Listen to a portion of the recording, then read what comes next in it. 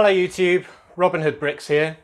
Today we're looking at the awesome Alien Mothership from the Alien Conquest line, set number 7065, and how to mount it to the wall of my Lego room.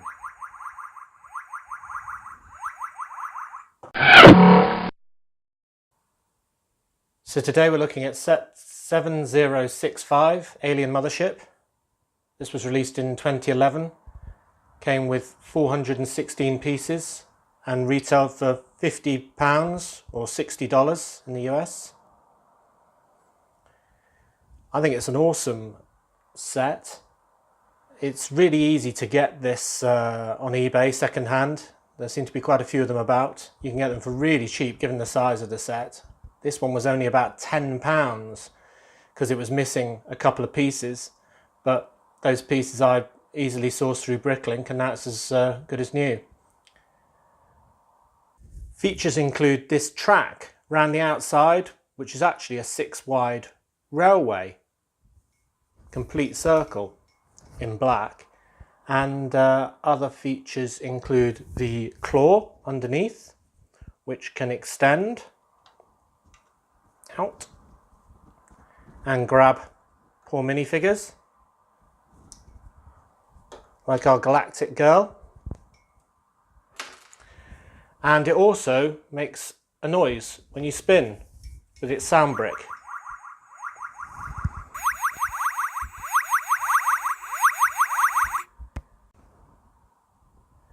So the first thing to do after washing the pieces is to fix the stickers. So in order to move these stickers, we're going to use my patented hot tea technique. To do this, we need a mug of hot tea, a craft knife, a sunglasses cloth, and some Lego pieces that need the stickers fixing. So, first things first, have a swig of tea. Excellent. Now the tea is important because that's what we're using to heat up the sticker. So if we get the sticker we want to move, we will press it against the side of the mug in order to warm it through, but gently, not like using a hairdryer where it might be a lot more aggressive. So I'm rolling the surface area with the sticker on it on the side of my mug, which is very hot but just touchable, until I think it's warm, and then I'm going to use the thin blade of the knife to very carefully go underneath the sticker. Now I've done this a few times, so it might be easier for me and for you to take a bit more time, but when you've got a good corner up, you can get your finger underneath it and you can remove the sticker. Now I leave it in a nice convenient position stuck to my finger, and it's safe there. I can use my other fingers for the rest, because what I'm going to do is give the piece a good clean in case it's got any leftover sticker residue, or if it's got any muck or hairs or carpet fibres from when it was originally applied. And then I'm going to look at the back of the sticker, see if there's any obvious dirt I can remove. Now there's a couple of tiny fibres on there, probably from the carpet. I'm not sure that they'll show through given this isn't a translucent sticker, but I'm just using the edge of the knife, the side of the knife, so I'm not going to cut myself or hurt myself because I'm only scraping sideways with it. I'm pushing across the sticker, not down into my finger. You could use a blunt tool for this. You could just use a butter knife or anything else. So I'm going to look at that sticker. I'm happy with that. I'm going to remember the orientation from another one so I don't get it upside down. fact, at the moment I have got it upside down. Or have I? These are different. Isn't that annoying? That's annoying. Which way around should they be?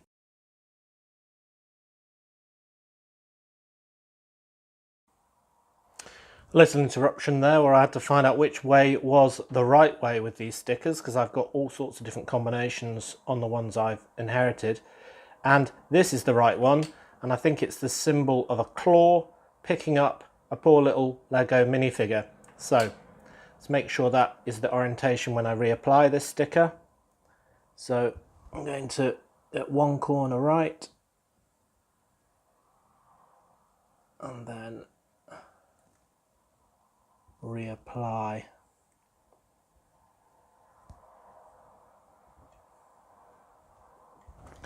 I can again use my sunglasses cloth to give this a good rub. And now it is lint free and straight. Okay, so now I've got some more to do. To do with the other type. These are at least the right way up. So again, we'll warm all of this sticker using our warm tea. And if your tea cools down too much, then that's just an excuse for even more tea. Because it does need to be quite hot in order to loosen the glue. But after a bit of a press against the side, it will loosen it rather well. So this sticker is right up inside the edge. You can see I've got the knife under there. Don't force it or you might damage the sticker with your knife. And as soon as you can get your finger underneath it, do so. Put the knife to one side so it's out of the way, nice and safe. Sunglasses, cloth, nice clean piece. Oh, you see now this one's got some good, a very dirty edge there. So I'm going to use the side of my knife again to get rid of the worst of that. I can clean my knife on my sunglasses cloth as well. Now again, you don't want to scrape too hard or you'll actually scrape the sticky glue off. But you'll soon get the idea of what is the right amount of pressure. Okay, so you can do quite a broad area with the side of a knife. And there we have it, much better. So that hopefully will stick better when we reapply it.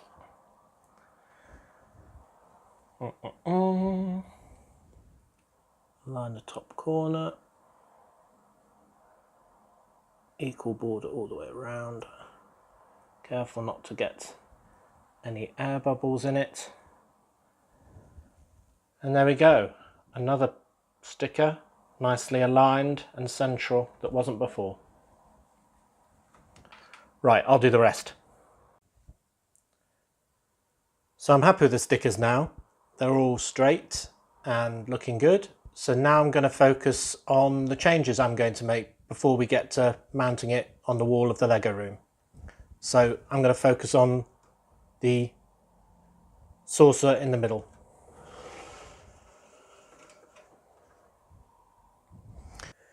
The pilot of this craft is the alien commander, who is an awesome minifigure with long tentacles and a cloak, exposed brain, but he takes up the whole cockpit.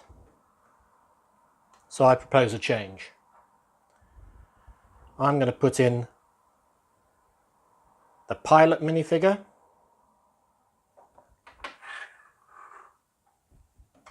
and the trooper minifigure, and from series 8 of minifigures, the alien villainess. Normally I don't like these tall slopes for dress pieces, but in this case it makes her very imposing to add to her two-piece purple cloak. And because these two need guns as well, but they're going to be busy flying the craft, I've got a little gun rack as well. So I'm going to put the gun rack at the back, the trooper to one side, the pilot flying the craft with the flight stick, and then the villainess, if I can put her on, in the middle at the back. And they all fit. Fantastic. I much prefer that. And I can still use this guy elsewhere. Other changes are, I don't like the handle, especially when this is going to be mounted to the wall. So I'm going to get rid of that. And I think I'm going to replace it with a massive oversized gun. Why not? I've got my eye on something similar to the gun in set 8637, Agent's Volcano Base. So we just look at that. Fantastic gun there. And I think something like that bolted on the back of this would be fantastic. Completely oversized. Now I don't have the pieces for that yet, so I'm going to be acquiring those over coming months, and we'll come back and have a look at it when it's complete.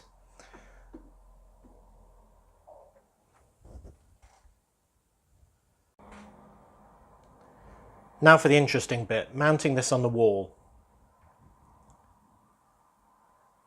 I'm going to have 3 mounting points, 2 on the walls and 1 on the ceiling from above. This should make it nice and stable. For the wall mounts, I'm going to get a ball joint, usually found on mechs, because these are most flexible for getting the angle right. 2x4 plate, any 2x2 brick. I'm using a hinge, but just because I've got them spare. And a 2x4 tile to make a nice strong sandwich.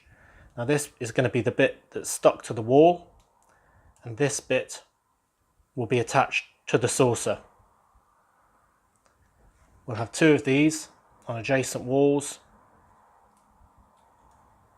holding it on top.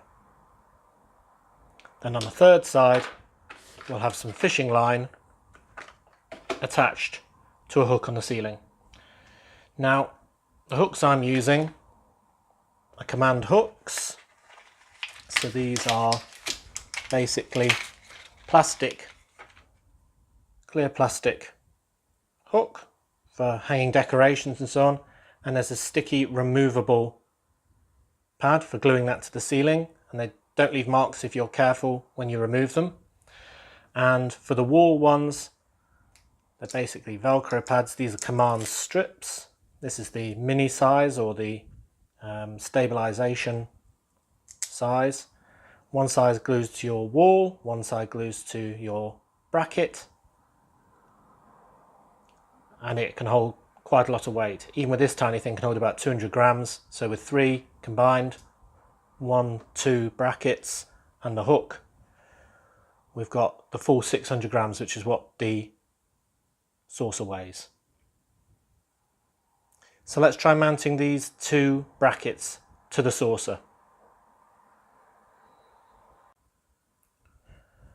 So the saucer has 8 corners, if you want to call them that. 4 of them have these guns on. I quite like those, so I don't want to disrupt those. So I'm going to play with the corners that have these fins. Now by removing the bottom plate that was supporting the black track piece, I can add in my bracket. So what I'm going to do is put a 2x2 brick, another 2x2 brick, just because they're spare, and that part of my bracket, so then when I reapply it, nice and firm, it's braced from above and from beneath by plates, as is this bit braced on one side and on the other side, and this flat side is the side that will stick to the wall by way of the command strip. Now it might be I need to get rid of this piece as well, just to allow the angle to match, and if so I'll add in another lime green 1x2 plate.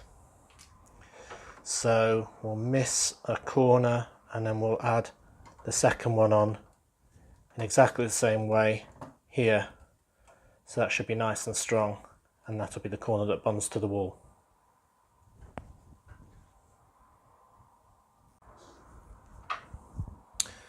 Now when adding these command strips, you want to ensure you've got a nice clean surface, so use a cloth or a sunglasses cloth, as I am, before taking off the backing and applying to the tile. Push down very firmly for about 30 seconds to ensure a really good connection.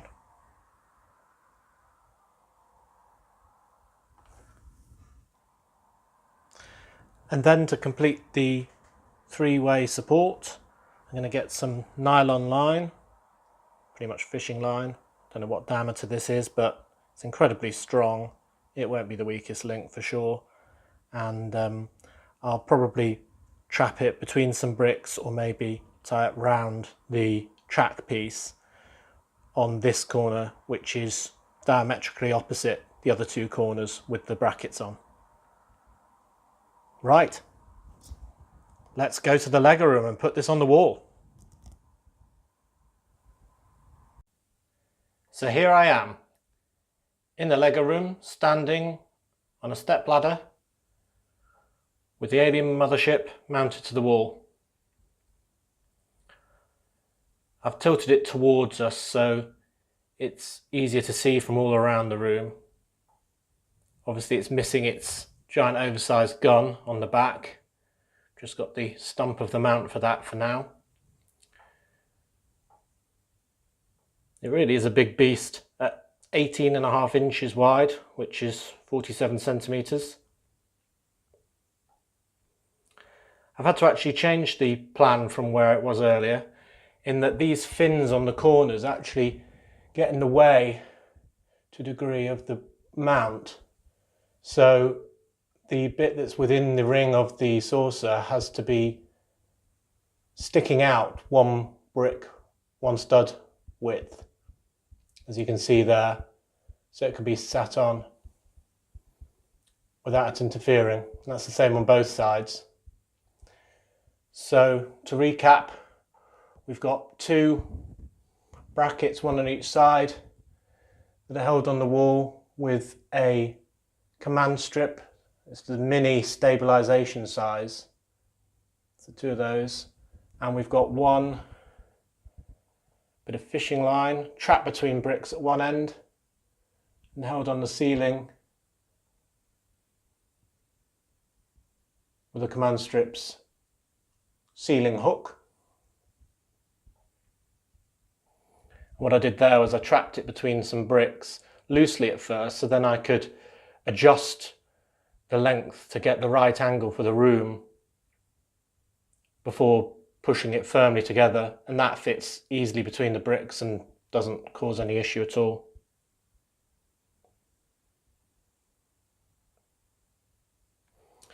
Now when I look at this, I think it's awesome with its lovely lime green and so on, contrasting against the wall. We've even got its lovely minifig grabbing hook descending beneath it. But you can see the mounts. They're a bit visible. So I think if I were to do this even better, I would colour the wall half of the mount with white bricks. So what I've done is I've added those to my Bricklink wanted list, and I'll update those when I get those bricks, whenever that might be, although that will be difficult to reach if I continue building things on the table below. Also, you can see that these back quarters are a bit thicker because of the bricks that I've put in, and the front is thin, which isn't symmetrical, but I don't think I'll make them all thick because I do like what looks like a very slim profile from the front, which I like very much. So I'm not going to change that, but I think I will try and get the brackets being white, so then the back fins pop a bit more, even though they do hide it fairly well as is. So the reason I chose to do this alien mothership as my very first video on my Lego channel was because it's going to be a very hard corner to access above these tables when they're covered in buildings. It does beg the question how on earth I'm going to change the mounts to white bricks when I get those, but we'll cross that bridge when we get to it.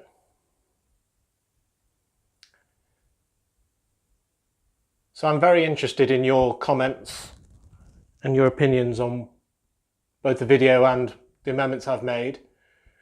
Specifically, I'm really interested if you like the design that I showed you for my oversized gun, or do you think that's a bit over the top and maybe looks a bit stupid? And I also want to know what to put in this claw. I mean, it looks quite menacing as it is, but do I want to put a minifigure in there? Maybe a cow been stolen from a farm? Or maybe you think it would just be better empty. So thoughts on that would be appreciated. But I think that that is an alien mothership well mounted. Bosh. Well, there we are. The Robin Hood Bricks Lego room has officially started. Thanks so much for watching. Do remember to like, comment and subscribe for more awesome Lego videos. And next time on Robin Hood Bricks, we'll be looking at train ballast and laying some tracks in the Lego room. See you next time.